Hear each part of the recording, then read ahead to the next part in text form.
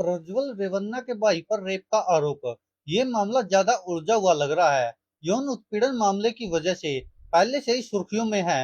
अब उनके भाई सूरज रेवन्ना पर यौन उत्पीड़न का आरोप लगा है।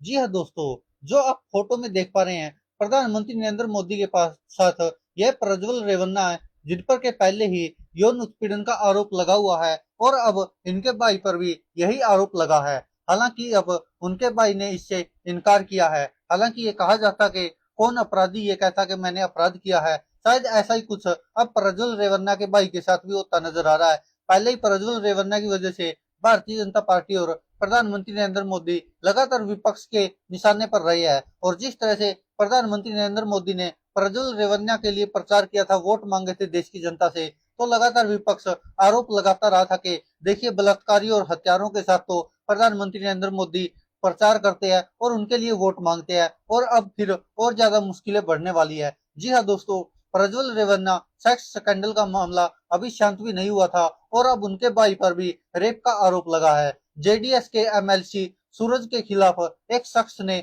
जबरदस्त यौन संबंध बनाने और यौन उत्पीड़न करने का आरोप लगाया है। उनके खिलाफ हासन जिले के होलन सिरपुरा पुलिस स्टेशन में एफआईआर दर्ज कराई गई है।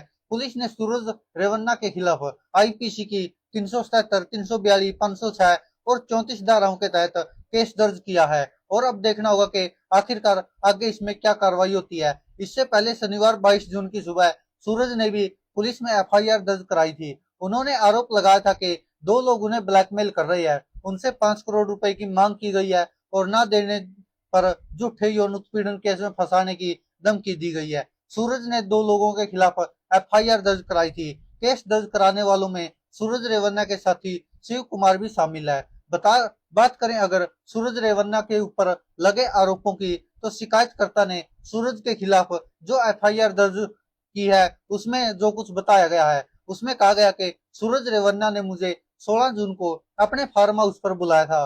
वहां उन्होंने बहुत अच्छे से बात की, लेकिन मैं तब हैरान रह गया जब उन्होंने अपने हाथ मेरे कंधे पर रखा, मेरे कानों को छूने लगे। मैं डर गया।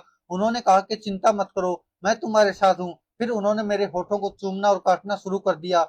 मैंने उन्हें धक्का देकर दूर धकेला, लेकिन इस पर वो चिल्लाने लगे। शिकायतकर्ता ने आगे बताया कि सूरज ने मुझसे कहा कि इस फार्म हाउस में अकेले हो, तुम मेरे और हमारे परिवार के बारे में नहीं जानते। उन्होंने मुझे धमकी दी, अगर मैंने सहयोग नहीं किया तो वो मुझे मार देंगे।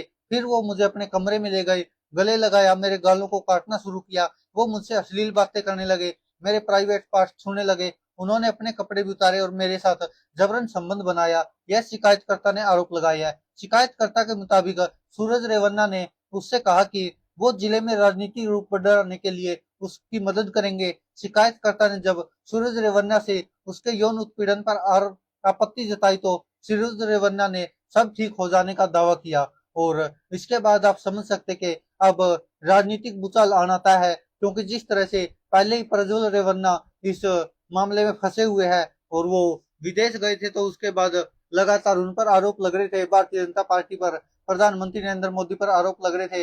वो अलग बात है कि उनको वापिस आए तो गिरफ्तार कर लिया गया। और अब सूरज रेवन्ना पर भी ऐसे ही आरोप लगे हैं कि राजनीतिक कद बढ़ाने के लिए उनके साथ शख्स के साथ जोर जबरदस्ती की सूरज रेवन्ना ने, और उनको जान से मारने की धमकी भी दी है। और ये आरोप लगे हैं। अब हालांकि सूरज रेवन्ना ने साफ साफ मना किया इन आरोपों से।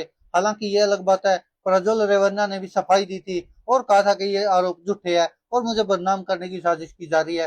हालांकि अब आगे मामले दर्ज हो गए हैं। देखना होगा कि क्या अब सूरज रेवन्ना भी जेल में जाते हैं और क्या उन पर भी कार्रवाई होती है। दोस्तों, आप क्या कहते हैं इस पर? अपनी राय कमेंट बॉक्स में जरूर दीजिएगा। हालांकि भारतीय जनता पार्टी का सहयोगी दल है, तो इसी कारण शायद रेवन्ना की पार्टी पर भी मुसीबत आई हुई है और साथ में भारतीय जनता पार्टी भी निशाने पर है विपक्षी दलों के। धन्यवाद दोस्तों, देखते रहिए सच की आवाज।